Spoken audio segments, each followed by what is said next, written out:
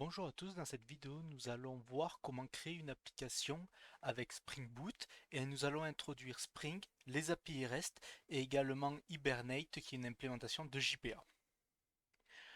Donc pour entrer dans le vif du sujet, voici l'application qu'on souhaite créer, une application qui permet de rédiger des articles.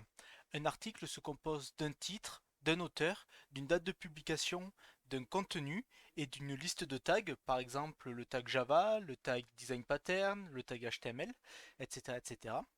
Et chaque tag, il a un nom et une couleur. Donc ça, c'est l'application qu'on souhaite créer et auquel on veut pouvoir utiliser des bases de données, c'est-à-dire que nos articles et nos tags sont sauvegardés en base de données et cette application est appelable via une API REST. Donc pour cette application, l'architecture qu'on va utiliser, c'est l'architecture port adapteur. Donc je vous laisse vous renseigner sur internet sur cette architecture, mais en bref, elle permet de bien découper notre application en différentes parties et d'isoler le cœur métier. Donc le cœur métier, c'est ce qu'on retrouve dans le polygone. On retrouve notre classe article et tag. Et article et tag sont utilisés par ce qu'on appelle un service, article service, c'est-à-dire que article et tag ne contiennent aucun algorithme. Si je souhaite créer un article, c'est la classe article service qui va s'en charger. Elle va également, par exemple, vérifier que deux titres n'existent pas en base de données, que parce que je décide d'avoir une règle, il me faut des titres différents, etc., etc.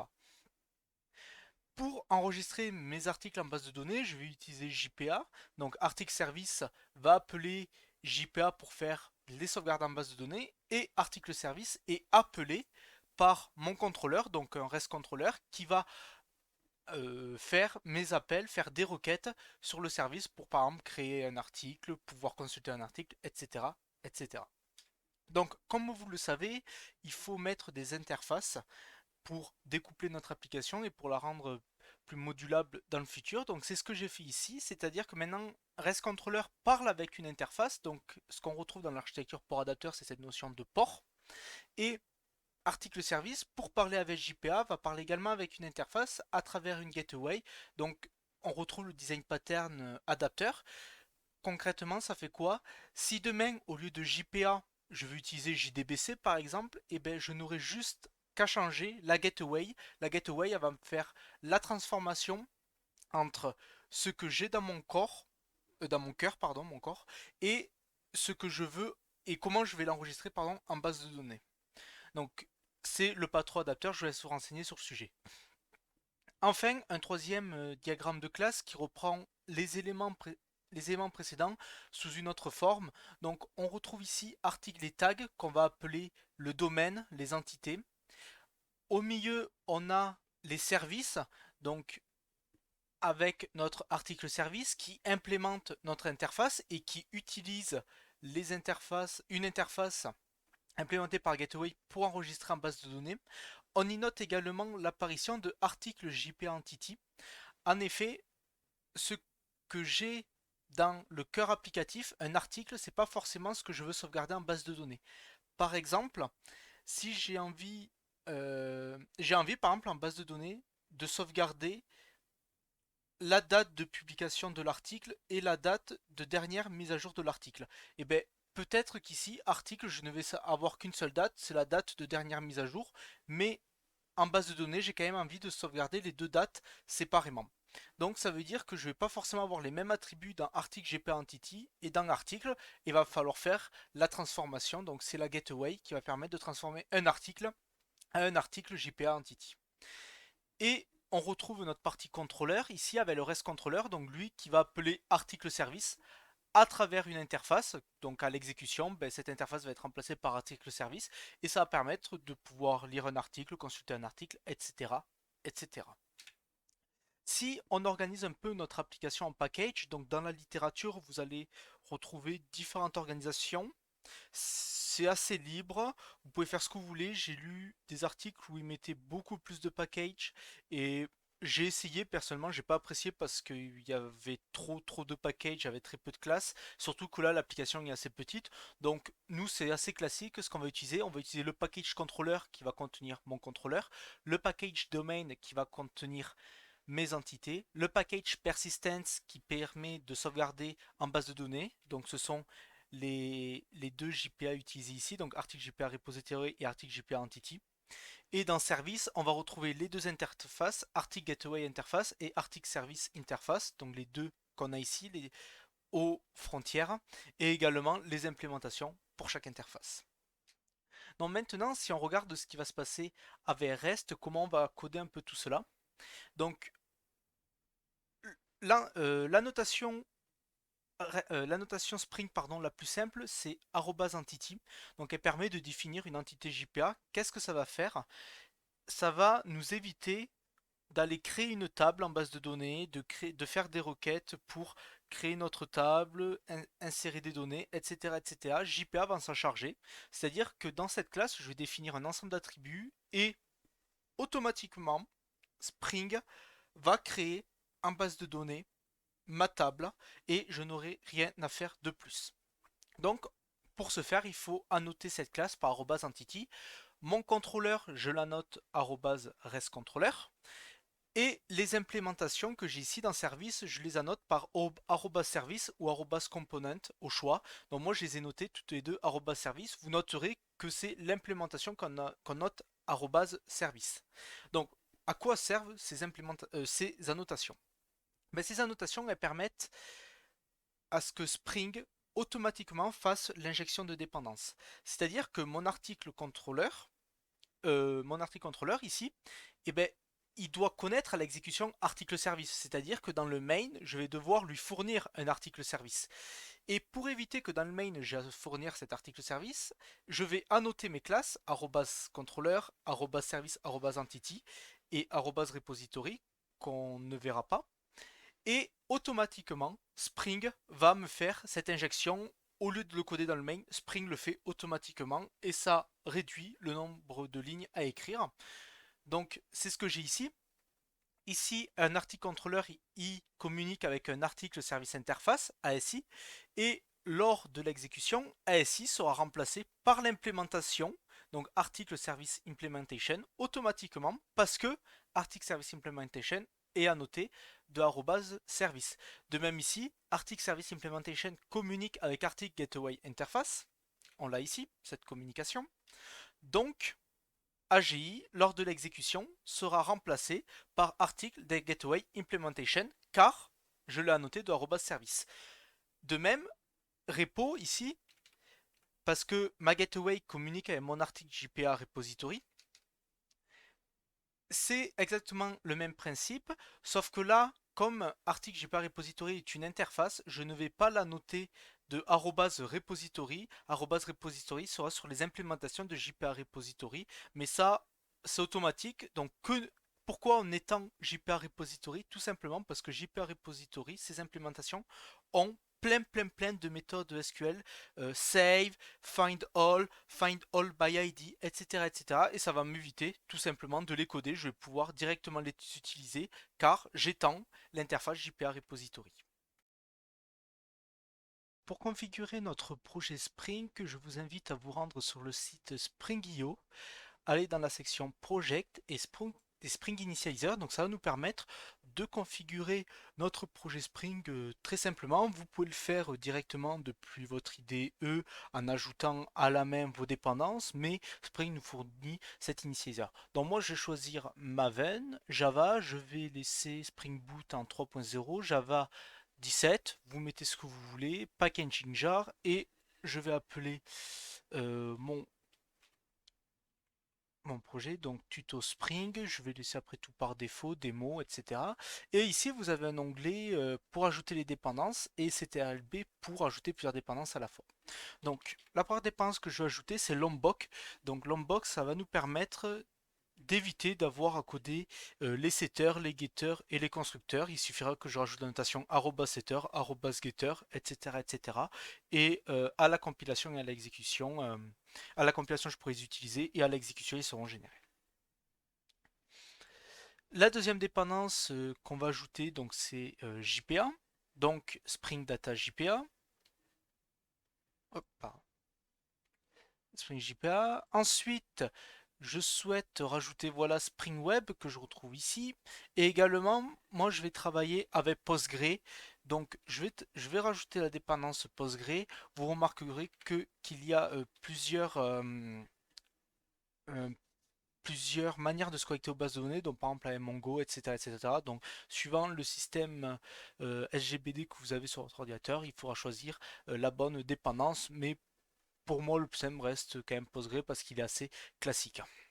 Donc, une fois que ces quatre dépendances sont ajoutées, donc ce sont les dépendances qui nous seront strictement nécessaires pour développer notre application au début, il suffit de cliquer sur Generate et cela va fournir un fichier, donc demo.zip, qui contient tout simplement notre projet. Donc, on y retrouve le pom.xml et le fichier source main, donc juste l'architecture très très simple de notre projet. Donc je vous invite à décompresser le zip que vous souhaitez et on se retrouve sous Eclipse pour importer ce projet.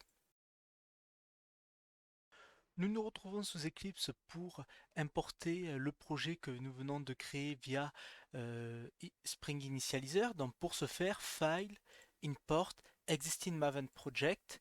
Et ici, il suffit de rentrer le dossier des IP et Eclipse va se charger automatiquement de trouver le pom.xml, donc votre projet, et de cliquer sur Finish. Donc on voit ici qu'Eclipse est en train d'installer notre projet et quand on l'ouvre, on retrouve un projet Maven classique avec le pom.xml contenant toutes les informations, dont notamment les informations sur le projet, également la version de Java utilisée, Java 17, ainsi que les dépendances que nous avons spécifiées sur le site, et il nous propose également le build Maven associé.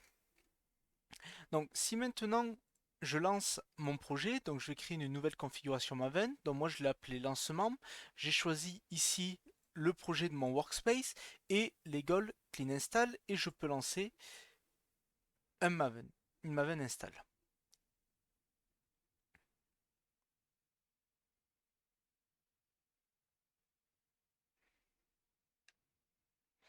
Donc on remarque que Spring se lance au début où on a les informations de notre projet, cependant on a une erreur et l'erreur c'est que nous n'avons pas encore configuré l'accès à notre base de données. Pour rappel, nous avons installé les dépendances Spring Data JPA et Postgre pour pouvoir nous connecter à la base de données, mais maintenant il va falloir autoriser cet accès. Donc sous pgadmin, je me suis connecté à mon serveur de base de données et je vais créer une nouvelle base de données que je vais appeler blog et c'est la seule chose que je vais avoir à faire sous mon SGBD. Donc une fois ceci fait, je reviens sous Eclipse. Dans le fichier source main resource, j'ai un fichier qui s'appelle application property qui va contenir toutes les propriétés Spring de mon application et notamment comment j'accède à la base de données.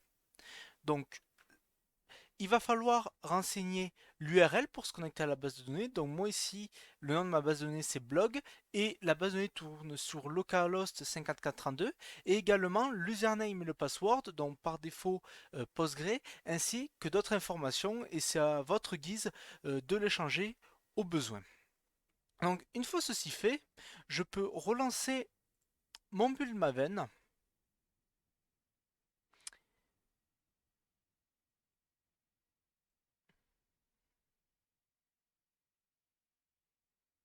Et on remarque qu'il a réussi. Pour créer nos entités JPA, je vais créer un nouveau package persistance qui va contenir mes deux entités que sont tag JPA entity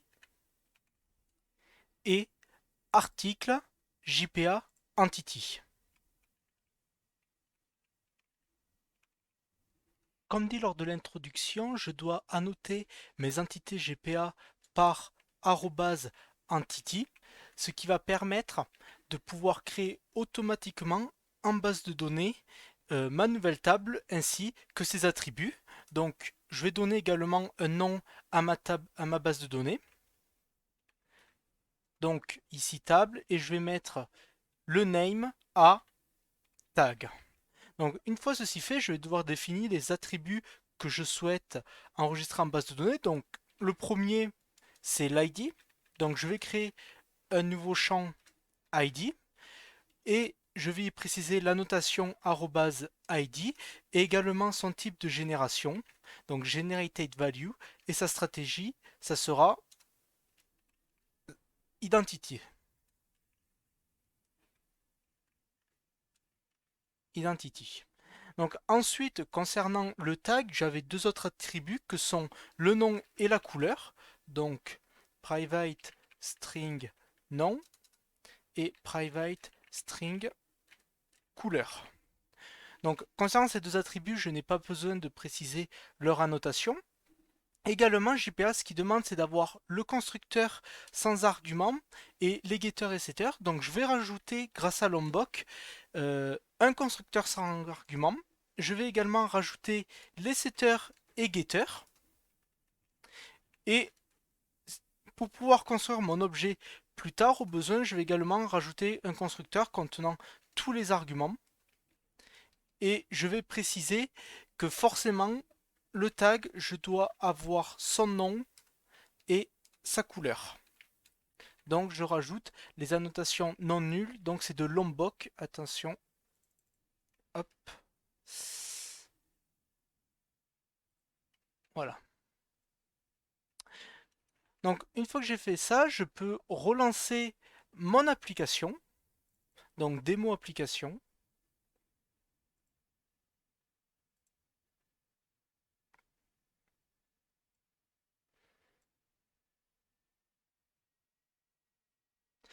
Et on remarque qu'en base de données, Hibernate m'a créé une nouvelle table nommée tag avec mes trois attributs. Donc je peux aller voir directement ce qui s'est passé sous pgadmin. Donc je rafraîchis et ici j'ai bien ma table. Donc si j'affiche toutes les lignes, on remarque qu'elle ne contient rien, mais en tout cas j'ai mes trois attributs rentrés. Et JPA a fait le travail tout seul. Il me reste maintenant à compléter l'entité article.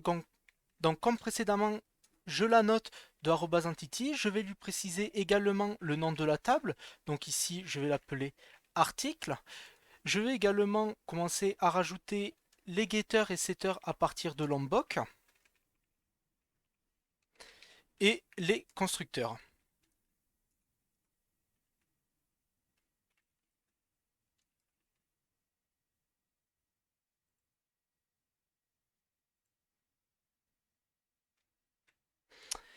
Il va me falloir également définir un identifiant. Donc comme tout à l'heure, private int id que je vais annoter de @id et également son type de génération.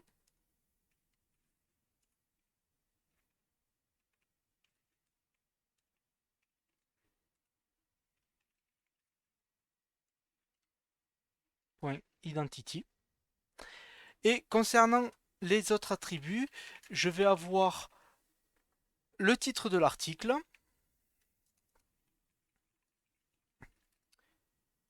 le contenu, donc qui est également sous une forme de chaîne de caractères. Je vais avoir la date de création, donc je vais choisir le type local datetime de Java. Et je vais appeler created at, donc là je vais employer le mot anglais pour que tout le monde puisse comprendre à quoi cela correspond. Private, je vais également avoir la date de dernière modification, donc là c'est update.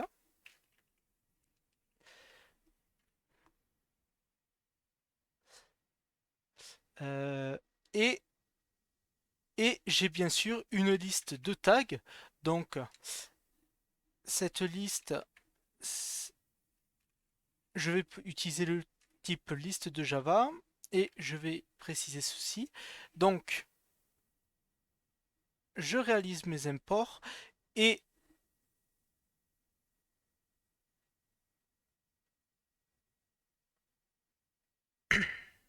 pardon, tag JPA entité. Et pour lui dire que un article contient un ensemble de tags, c'est-à-dire c'est une relation one-to-many, mais également un article peut être lié, un tag peut être lié à plusieurs articles. Donc au final, je vais avoir une relation many to many. Et donc ici, je vais devoir préciser ce type de relation pour avoir donc soit les foreign keys, mais ici une troisième table qui va être créée pour m'enregistrer cela, en précisant la relation many to many. Donc je peux relancer également mon démo application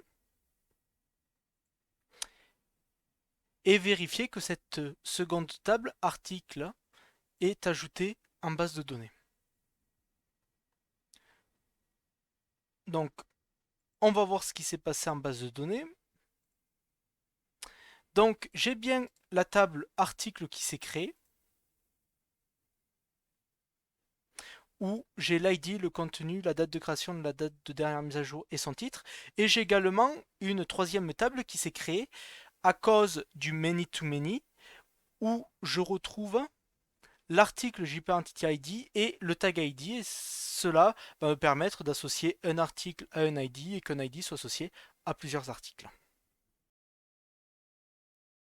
Nous venons de créer nos deux entités. Maintenant, il va falloir faire en sorte que mon application Java puisse enregistrer, puisse lire la base de données. Donc pour ce faire, je vais créer une nouvelle interface que je vais appeler article JPA repository.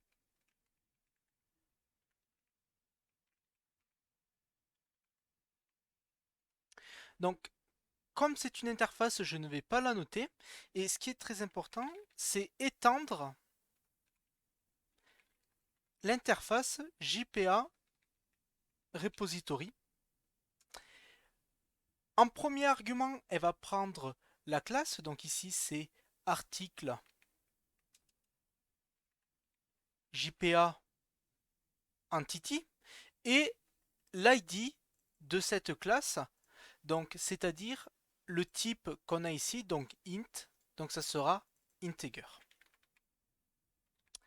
Et maintenant, lorsque je vais appeler une instance d'article JPA repository, c'est-à-dire qu'à l'exécution, article JPA repository ici qui est une interface va être remplacée par une classe, je vais avoir accès à toutes les méthodes save, find all by ID, etc., etc. Donc si maintenant on s'intéresse à JPA Repository et à sa structure, on remarque que JPA Repository, il étend plusieurs interfaces que je vous laisserai regarder. Chacune de ces interfaces apporte ses propres méthodes. Et si maintenant on s'intéresse à une réalisation de JPA Repository, par exemple Simple JPA Repository, on remarque qu'elle définit un ensemble de méthodes, donc toutes les méthodes qui sont ici dans toutes les interfaces, et on retrouve find all, delete, également la méthode save, etc., etc. Donc si par exemple je m'intéresse à la méthode save, je vois qu'elle prend le type S et que S doit étendre le type T étant le type que j'ai spécifié pour ma généricité en premier argument, donc dans mon cas, article JPA repository. Cela veut dire que quand je vais appeler la méthode save, je vais devoir passer soit le type article JPA repository, soit une sous-classe de ce type. Donc dans notre cas, quand je vais faire save, je vais passer un objet de type article JPA repository. Donc si on revient à notre interface, cela signifie qu'ici, je n'ai besoin de définir pour le moment aucune méthode, c'est-à-dire que la méthode save existe, c'est-à-dire que la méthode findById existe, c'est-à-dire que la méthode findAll existe, et donc ici, les méthodes que je vais vouloir définir, ça va être par exemple des cas spécifiques. Trouve-moi par le titre et par la date de publication. On va créer seulement des méthodes plus complexes ici. Donc si on revient sous notre architecture générale, nous avons créé la classe article JPA Entity et l'interface article repository qui hérite de JPA repository. Donc lors de l'exécution de notre application, ces deux instances vont être utilisées par la gateway. Pour rappel, la gateway a pour rôle de convertir un article en un article JPA Entity et ensuite d'appeler la méthode save de article repository parce que la méthode save prend en paramètre un article JPA Entity et non un article. Donc, lorsque je vais vouloir sauvegarder un article en base de données, je vais avoir la classe article service qui va appeler une méthode de la gateway, par exemple sauvegarde, en transmettant en paramètre l'article. La gateway, elle, va convertir l'article en article JPA Entity et va appeler la méthode save de article repository en lui passant en paramètre article GPA Entity. Cela permet d'avoir article service qui est inconscient de la sauvegarde ou de la gestion de la base de données des articles. Article service, lui, ne traite que des articles, il ne se préoccupe pas de la gestion de la base de données. Pour le domaine applicatif, je vais créer un nouveau package que je vais appeler domain et il va contenir mes deux entités de mon cœur applicatif que sont article et tag. Donc je vais créer une première classe que je vais appeler article. Elle va prendre en attribut un titre. Elle va également prendre un contenu.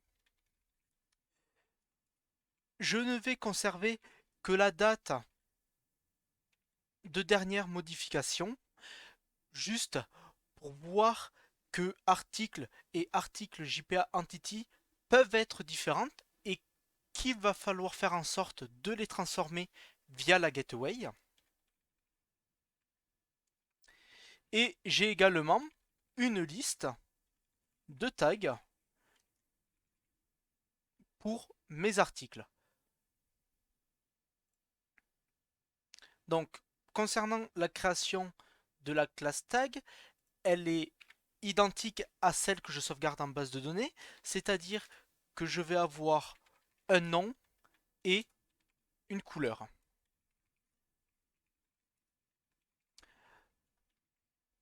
Donc, comme précédemment, je dois rajouter les annotations. Donc, ici, je vais obliger qu'il y ait un seul constructeur avec le nom et la couleur. Et je vais également ajouter les getters et setters à ma classe. Et je vais faire de même pour article.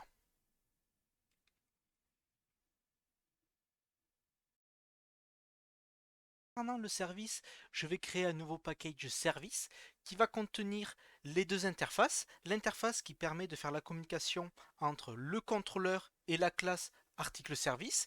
Et également l'interface qui permet de faire la communication entre article service et la gateway. Je vais donc commencer par m'occuper de l'interface vers la gateway. Donc article gateway interface. Et la première méthode qu'on va vouloir, c'est la méthode sauvegarder. Donc, lorsque je souhaite sauvegarder un article, je vais passer en paramètre l'article à sauvegarder. Et ensuite, l'implémentation devra faire la transformation entre mon article et mon article JPA Entity. Une fois l'interface créée, il me reste à créer son implémentation. Donc je vais la noter de @service et également des annotations lombok. Et cette gateway, comme nous l'avons dit, doit transformer un article en un article JPA Entity. Donc juste avant de faire cette transformation, nous revenons sur la classe article JPA Entity car j'ai oublié de préciser la notation non nulle devant l'ensemble de mes attributs. Donc cela va permettre de créer un constructeur qui va prendre en paramètre que les arguments marqués non nuls. C'est-à-dire que ID ne sera pas en paramètre de mon constructeur parce que je ne vais pas utiliser all arc constructeur mais seulement required arc constructeur qui prendra ceux qui sont annotés de non nuls.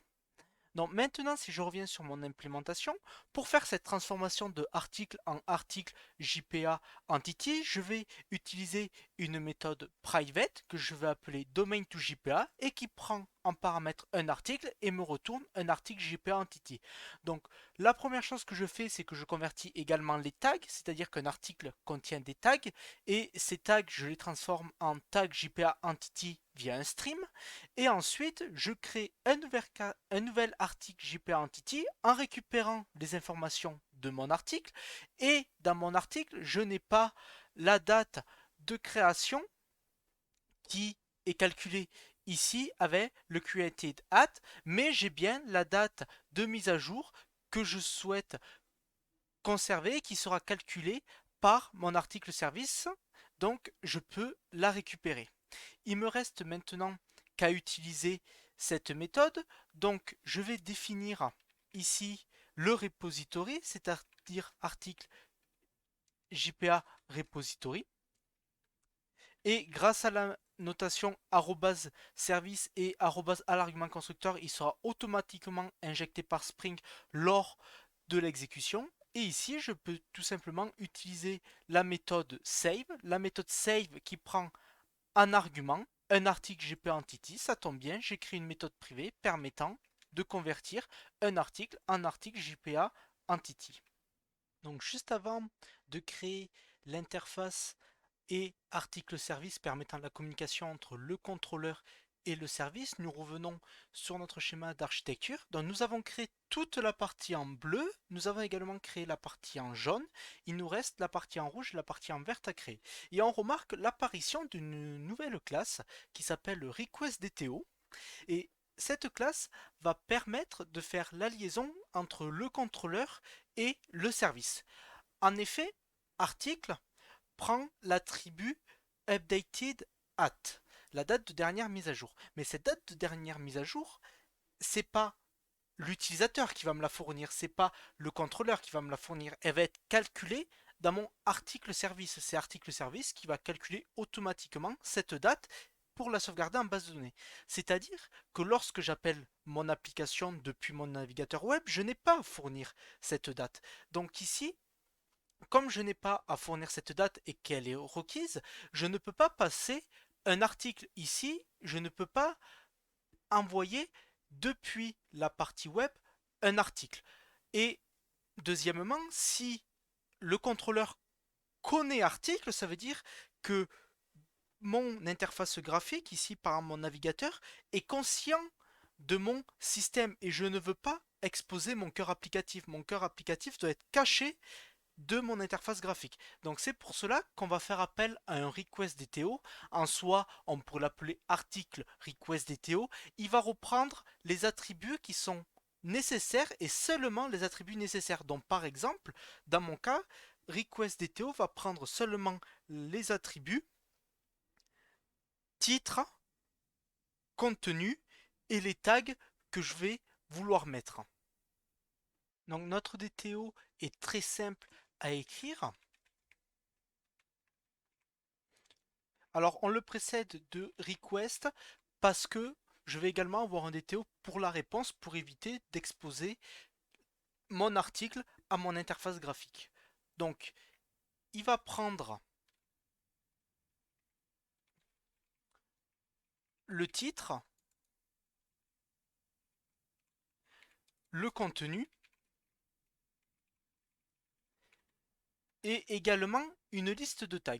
Donc ici, au lieu de créer tag request DTO, je vais tout simplement créer une map parce que je suis libre de le faire et c'est ensuite ma classe article service qui va convertir cette map en une liste de tags.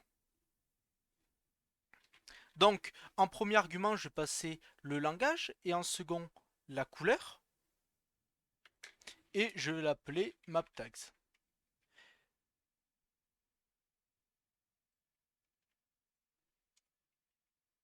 Et ici, donc tous les attributs sont requis. Je vais également mettre des setters et des getters. Il ne me reste plus qu'à créer l'implémentation de cette interface, donc article service.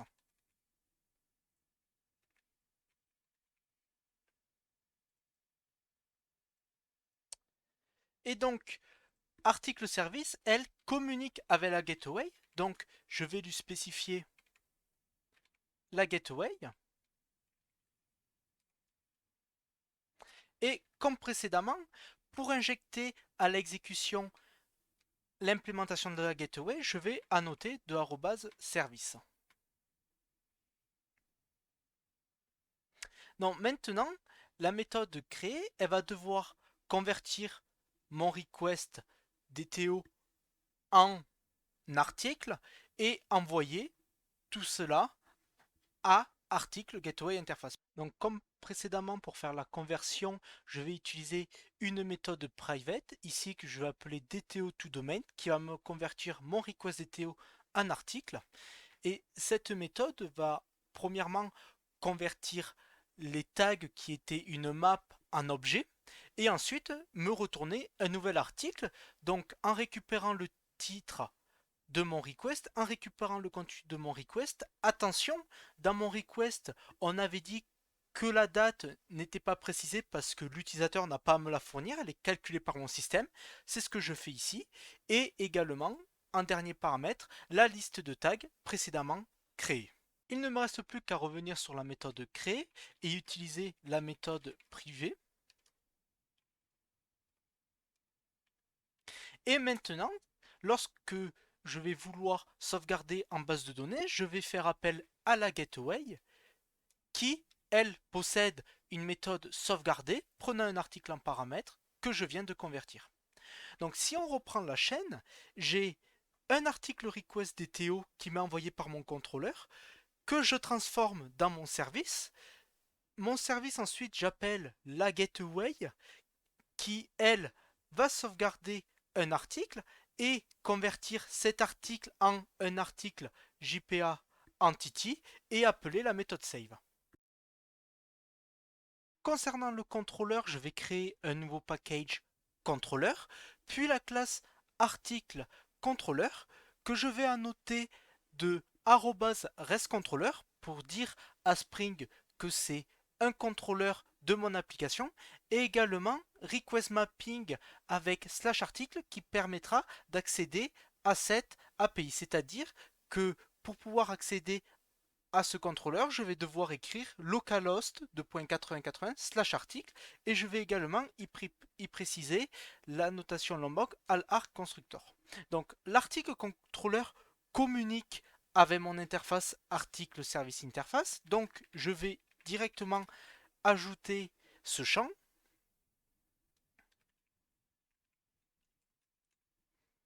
Et maintenant, on va créer la méthode permettant de pouvoir créer un article. Donc public, void, je vais utiliser le terme anglais create, comme ça on voit qu'il y a différentes méthodes qui sont appelées et on s'y retrouvera, c'est pour des exemples. Et dedans je vais y préciser que cette méthode prend un request body qui est une annotation et ce request body ce n'est autre que mon article request DTO. Ça pourrait être totalement un autre objet, c'est à vous de le définir, mais dans ce cas, il faudra que vous convertissiez, si ici vous mettez une autre classe, cette classe en article request DTO parce que la méthode de article service interface prend en paramètre un article request DTO. Il ne me reste plus qu'à appeler article service interface .créer et de lui passer tout simplement l'objet en paramètre.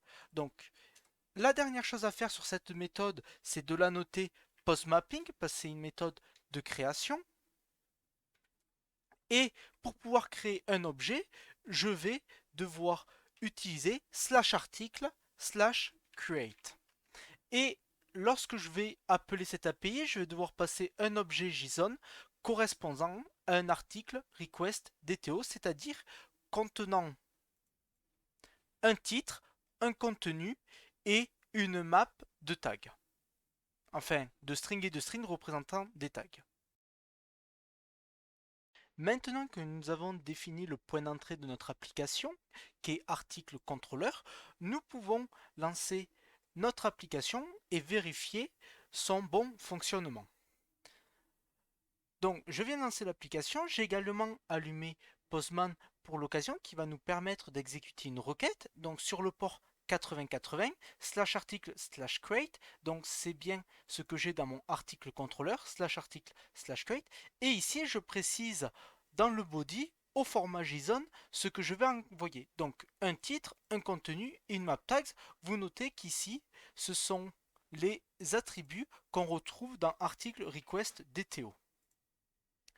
Donc je peux cliquer sur send et envoyer ma requête, et on remarque que nous avons une erreur interne. Donc il nous dit qu'il n'arrive pas à trouver article gateway interface.sauvegardé car article gateway is nul. Cela signifie que cet objet-là n'a pas été créé, et cet objet-là est créé depuis article service, c'est-à-dire que cette ligne n'a pas été prise en compte. Et en effet, on remarque que nous avons oublié, que j'ai même oublié, de mettre la notation al-arc constructor. Donc on corrige l'erreur et on peut relancer notre application.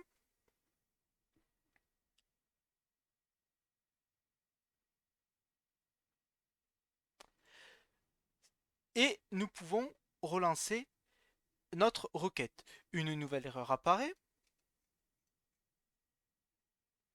et il nous dit que il n'a pas réussi à sauvegarder tag JPA Entity.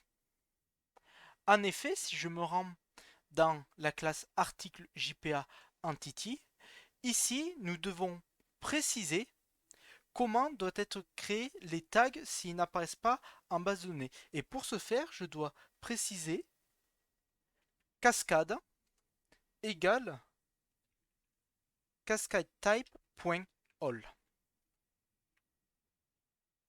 De même, je vais relancer mon application.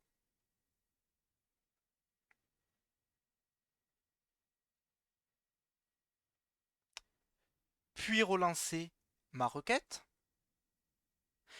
Et on remarque qu'elle est bien passée. Si je me rends maintenant sous pgadmin, je remarque bien que le contenu a été sauvegardé en base de données et que j'ai également les tags qui ont été ajoutés. Donc ici, c'est la table de liaison entre article et tag. À cause de la relation many to many, j'ai cette troisième table. Et j'ai également les tags qui ont été enregistrés. Pour résumer notre application, nous avons une requête qui arrive sur localhost 2.8080/article/create avec un format JSON. Ce format JSON ressent et un request DTO, il reprend les attributs du request DTO. Donc j'ai la méthode create qui est appelée. Cette méthode va appeler la méthode article service.create en passant le request DTO. Cette méthode créer va me convertir mon DTO en domaine, c'est-à-dire en article et en tag. Une fois qu'elle a fait cette conversion, la méthode créer de article service va faire getAway.sauvegarder en passant l'article, et la méthode sauvegarder de la getAway va convertir mon article en article JPA Entity parce que mon repository n'accepte que quelque chose de type article JPA Entity ou une sous-classe. Et une fois que la conversion est faite, ma gateway va faire article repository.save de mon article JPA Entity.